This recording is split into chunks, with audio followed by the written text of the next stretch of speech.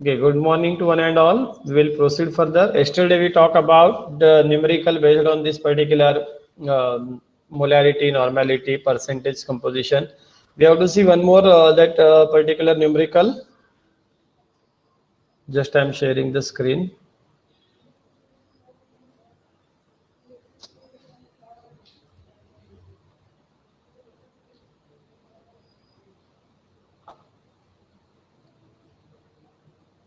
Okay. See, yesterday we talked about the normality, how you can calculate the normality from the percentage. Okay, similar way you can try for the you can calculate the molarity from the percentage. For this HN3 I said there is no issue. Okay, here you can see the molarity of the H2SO4 has been asked. And what is the formula for this particular molarity? We have seen the two types of the formula for the molarity. Earlier we have seen the that molarity is nothing but the number of that particular gram equivalents of the solid per volume of the solution in the dm cube, or in another way you can write it mass of the solute into that particular 1000, okay, divided by molar mass of the solute into the volume of the solution in the cm cube. This formula we have already seen. Okay, this is the number of moles of solid, this per volume of the cm cube in the dm cube, or say you can say this formula, both the formula we can use for this calculation of this molarity and the normality. Normality और molarity का formula you have to remember, आपको ध्यान में रखना ही है. Okay, ये एक formula हुआ. Then percentage से कैसे निकालते हैं, that another formula that we have seen. कि वह percentage से कैसे निकालेंगे, तो वहाँ पे 10 into D into that percentage weight by weight divided by the molecular weight. वैसे ही नॉर्मेलिटी के लिए भी है 10 into D into percentage divided by the equivalent weight. Equivalent weight और मोलिकुलर वेट मैंने कल आपको बताया है कि मोलिकुलर वेट कैसे निकालते हैं और इक्विवेलेंट वेट कैसे निकालते हैं. Equivalent weight nothing but the number of equivalents. Number of equivalents कैसे निकालते हैं कि जो इलेक्ट्रॉन ट्रांसफर होने के चांसेस है. ओके, मतलब जो ऑक्सीडेशन स्टेट चेंज होती है, जो चार्ज चेंज होता है, उसे हम क्या कहते हैं, equivalent. That is calculated in terms of the electron, that you have to remember. अभी यहाँ पे जो न्यूमेरिकल है, that you have to ask to calculate a molarity and a molality of the H2SO4 solution whose density 1.198 gram per cm cube containing the 27% by mass of sulfuric acid. The molar mass is provided to you. H2SO4 molar mass is 98. If it is not provided, then you have to calculate. How we can calculate that? Yesterday I explained. First of all, you have to identify the which items are present there, कि उसमें क्या क्या present है. अभी यहाँ पे hydrogen है, कितने हैं, 2 है. देन सल्फर 1 है, ऑक्सीजन 4 है. Then what we will take, we will consider the atomic mass of that particular element. जैसे कि हाइड्रोजन है, हाइड्रोजन का atomic mass it is a 1, और 2 हाइड्रोजन है, 2 into 1, this is a 2. here that has been written, you can see this 2 is written. Then sulfur is having that atomic mass 32. Okay, then oxygen, individual oxygen, one oxygen has its atomic mass 16, and the 4 are there, 4 that 16 fours are 96, that 16 fours are 64. When you if you add this 2 plus 32 plus 64, that becomes the 98.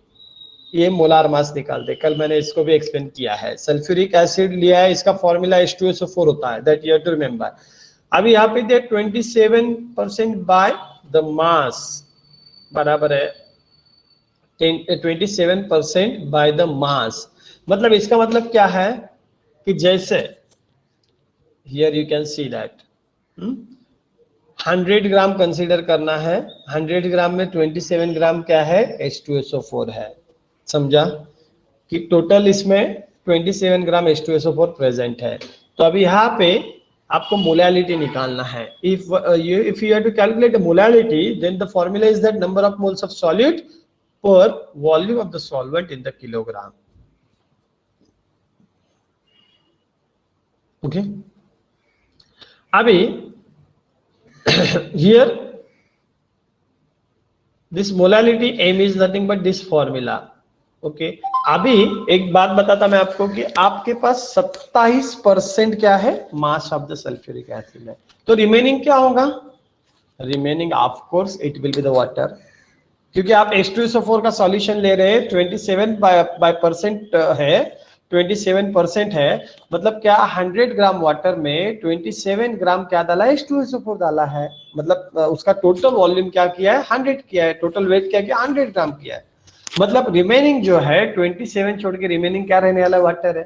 तो हमें पहले जब percentage है तो हम क्या करेंगे, consider 100% consider करेंगे, 100 में से हम क्या माइनस करेंगे, 27 माइनस करेंगे, और हमारा बचेगा क्या, 73 ग्राम ऑफ द वाटर, मतलब 27 ग्राम H2SO4 है और 73 ग्राम क्या है, वाटर है। ऐज में अभी जैसे कि यहाँ पे बताया आपको, then see formula is that molality is m is equal to n2 by wn, number of moles of solute। अभी यहाँ पे solute क्या है, H2SO4 है। solute solvent समझता है आपको कि जैसे कि हम शक्कर पानी बनाए तो शक्कर पानी में पानी क्या है, सॉल्वेंट है, और शक्कर क्या है, सॉल्यूट है।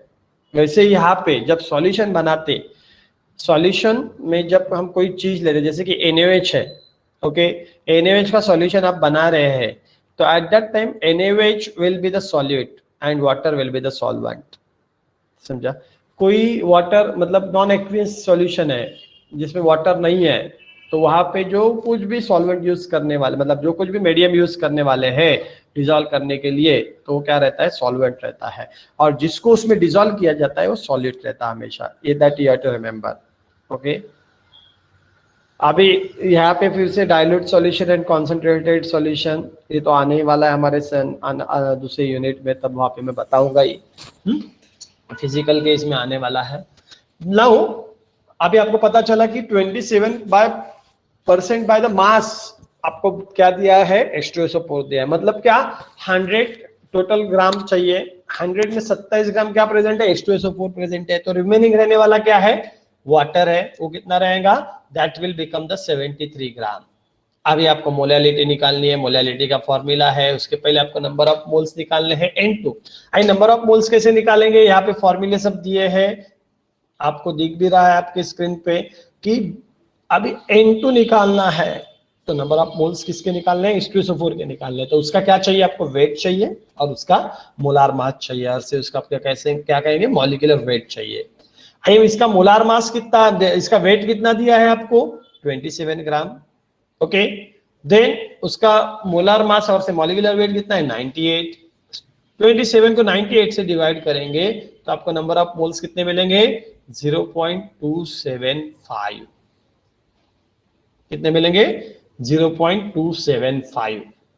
ये क्या हो गया आपका नंबर ऑफ मोल्स। अभी नंबर ऑफ मोल्स आने के बाद में आप इधर लेंगे उसको न्यूमरेटर में, और डिनोमिनेटर में क्या रहेगा, in the denominator there will be the volume of the solvent in the kilogram.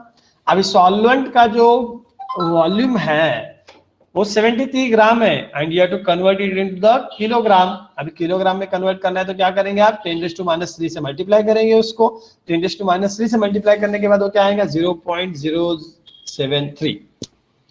इसका रेशियो लेने के बाद 0.275 डिवाइडेड बाय 0.073, आपका आंसर क्या आएगा, 3.76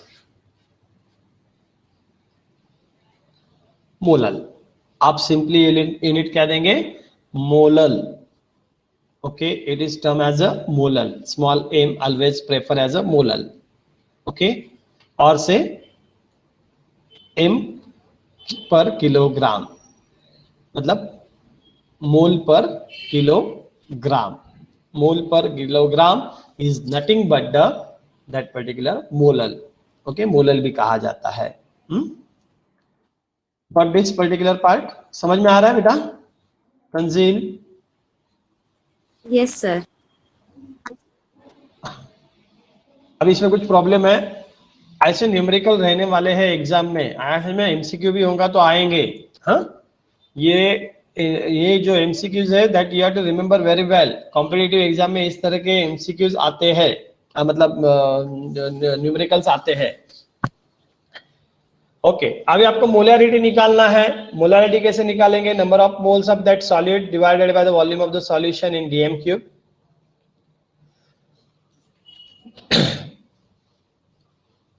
ओके नंबर ऑफ मोल्स तो एज इट इज आपके आने वाले हैं, there is no issue.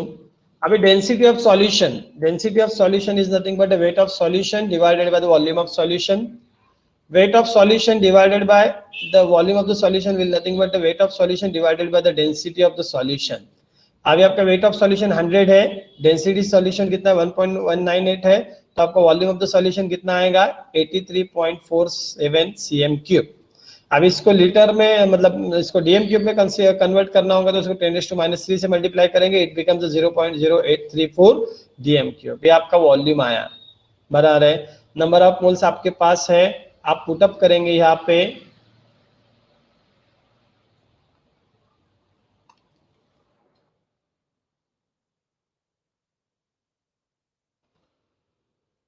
Okay. Molarity M is equal to, अभी नंबर ऑफ मोल्स हमने निकाले हैं, उसको वापस निकालने की जरूरत है नहीं, इधर निकाला है 0.275 राइट। 0.275 डिवाइडेड बाय आपका ये जो वॉल्यूम है 0.0834। ओके उसका आंसर आप करेंगे तो यू विल गेट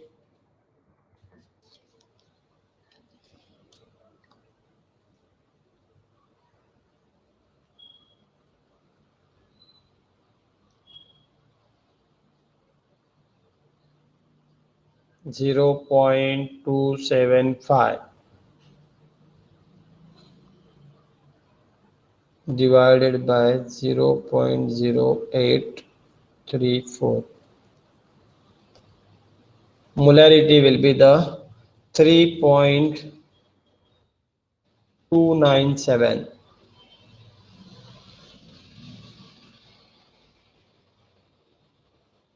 मोलार। आधा न्यूमेरिकल सॉल्व किया था, that I have now completed. समझ में आया ये मोलैरिटी कैसे निकाले हमने? Okay this is about the molarity.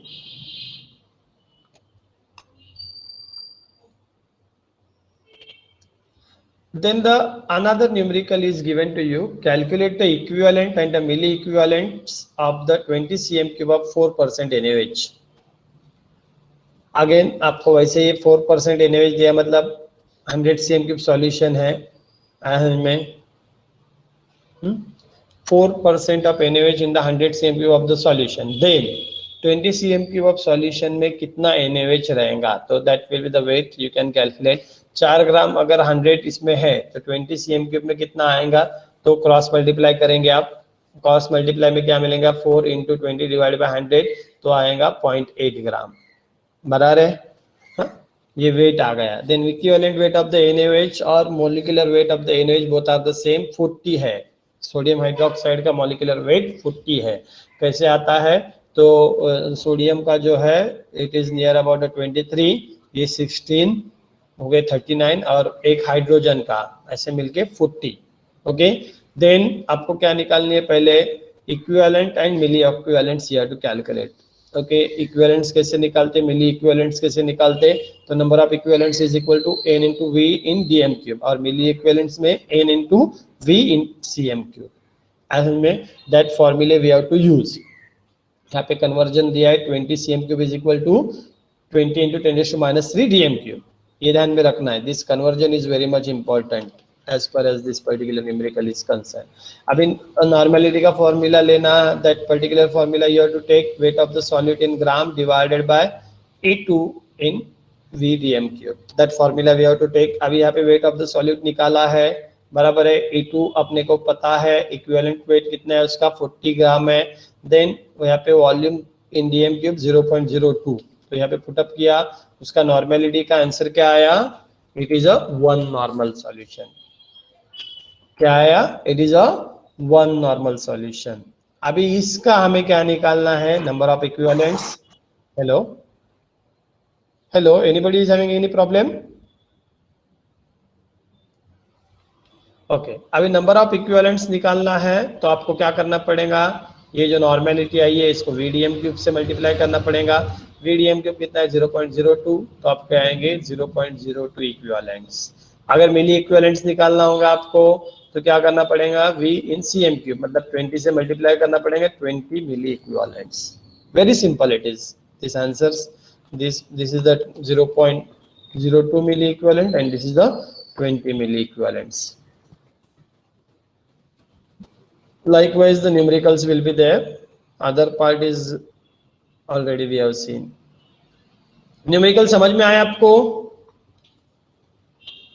Sir यहाँ पे इक्विवेलेंट वेट NaOH का 40 कैसे आया?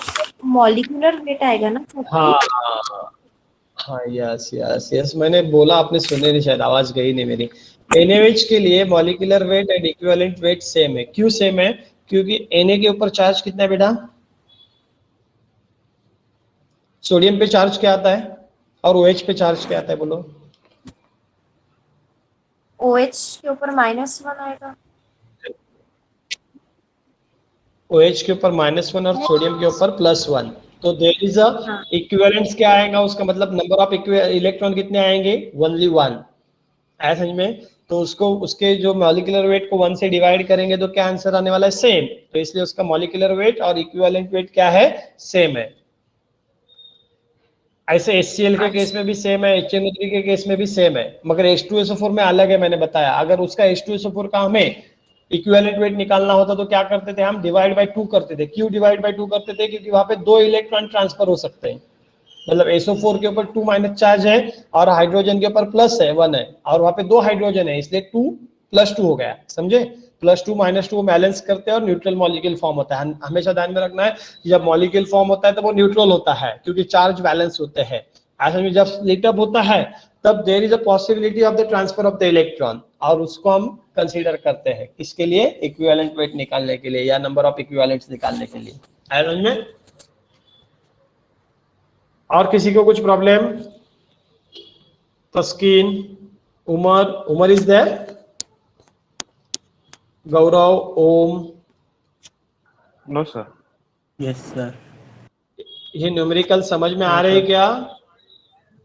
Yes sir. Yes sir. Yes yes. Numerical समझ में नहीं आ रहे क्या? क्या क्या नो यस नो कुछ तो चालू है अपना। ये समझना अच्छे से, ये MCQ आपको एग्जाम में आने वाले हैं, चाहे वो MCQ हो या सब्जेक्टिव हो।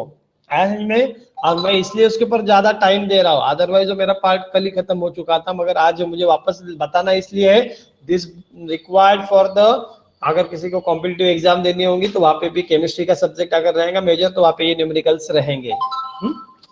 और ये FY में ऑलरेडी हमने किया था और SY में वापस लाए, अपने TY में वापस रखे गए क्योंकि आप BSc होने के बाद आपको इसका टच रहना चाहिए इसलिए।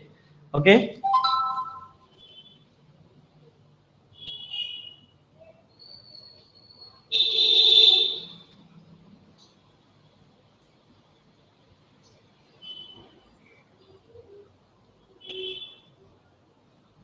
then thank you for this lecture। समझा ऐसे सबको मैं कंसीडर करता हूँ, अगर किसी को समझाने होगा तो you can ask, okay I will explain it again. ऐसे ही मत रखना है, कुछ समझता नहीं तो वो चीजें पूछनी है, जैसे कि अभी तस्कीन ने पूछा उसको जो प्रॉब्लम था, तो anybody can ask, okay don't keep it as it is. I will try my level best to solve your queries, okay.